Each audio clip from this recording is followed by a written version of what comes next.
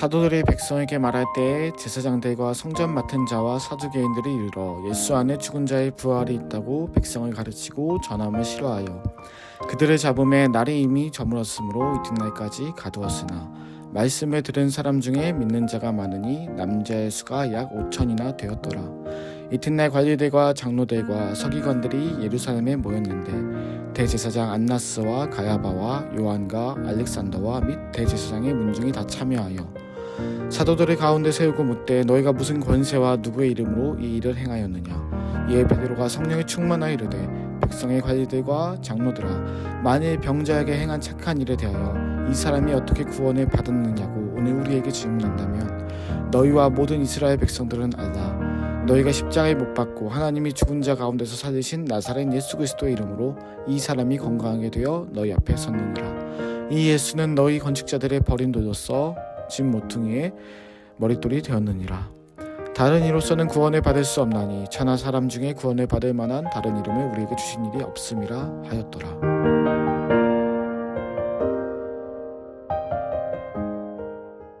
좋은 아침입니다. 오늘은 사도행전 3장의 사건을 이어받는 이야기입니다. 성전 미문 앞에서 구걸하던 못 걷는 자는 예수의 이름을 받아 그의 삶의 가장 근본적인 문제를 해결하였습니다. 많은 사람들이 이 사실을 놀랍게 여겼습니다.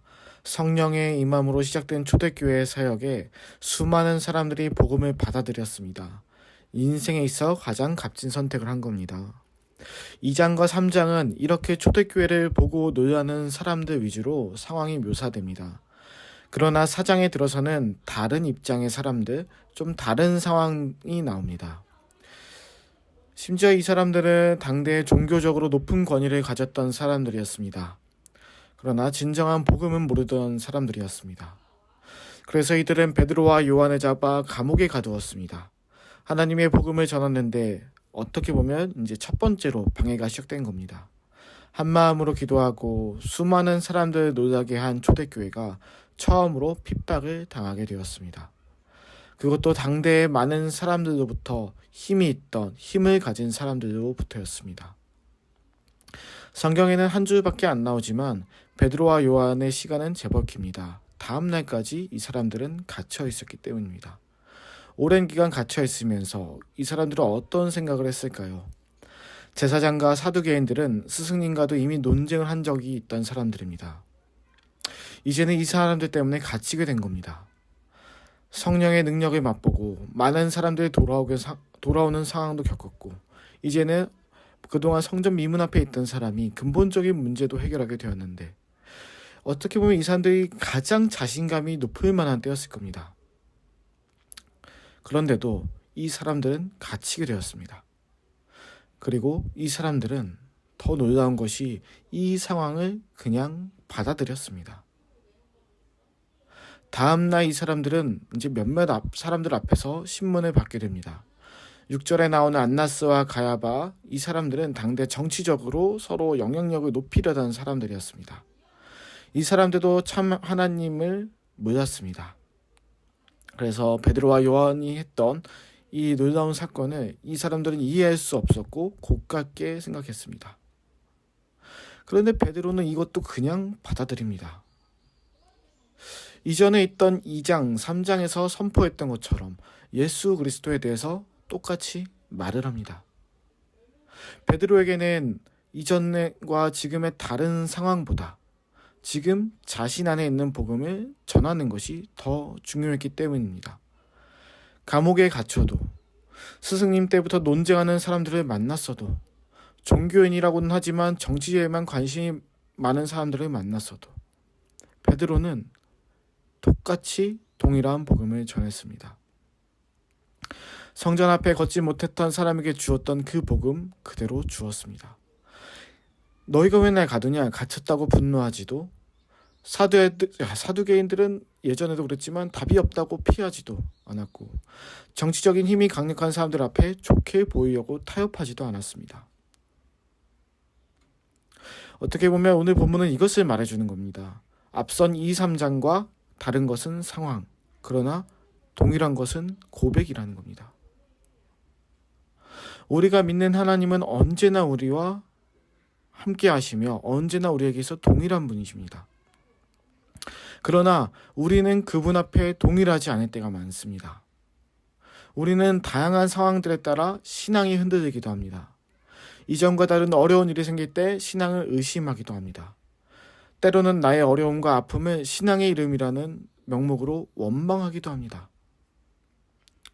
우리가 다양한 경험들을 쌓아가며 비교적 이전보다는 유연하게 어렵고 힘든 상황들을 대처할 수 있는 지혜는 쌓을 수 있겠지만, 그보다도 훨씬 어려운 상황이 처해질 때 우리는 다시 한번 그 상황으로 인해 영향을 받습니다. 근심하기도, 낙심하기도, 고민하기도 합니다. 그러나 오늘 본문은 말합니다. 우리의 신앙은, 우리의 믿음은 다양한 상황들이 이길 수 없다는 것을 말입니다. 우리가 했던 신앙 고백과 기도했던 믿음의 말들은 우리의 영혼을 지키는 힘입니다. 상황에 흔들리지 않고 언제나 동일한 고백으로 나아갈 수 있는 우리가 되기를 원합니다.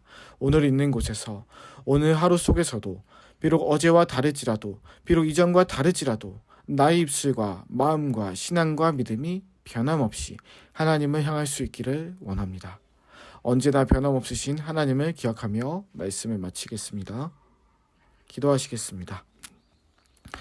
하나님 아버지, 베드로는 늘 같은 복음과 같은 신앙 고백으로 나아갔습니다.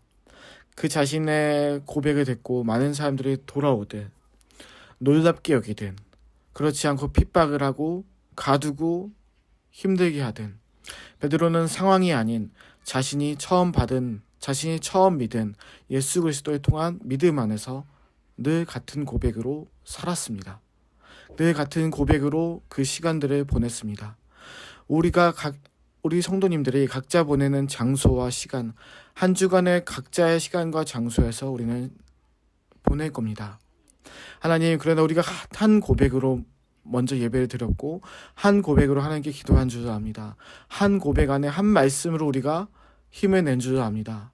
우리에게 주신 그 믿음의 말씀, 우리가 선포했던 믿음의 고백 속에, 우리의 각자 다른 시간과 상황들 속에 우리가 하나 되어 하나님 앞에 나아가고 우리를 지키며 우리의 영혼을 지키며 우리의 믿음을 지켜나가는 하루가 되게 하여 주시옵소서.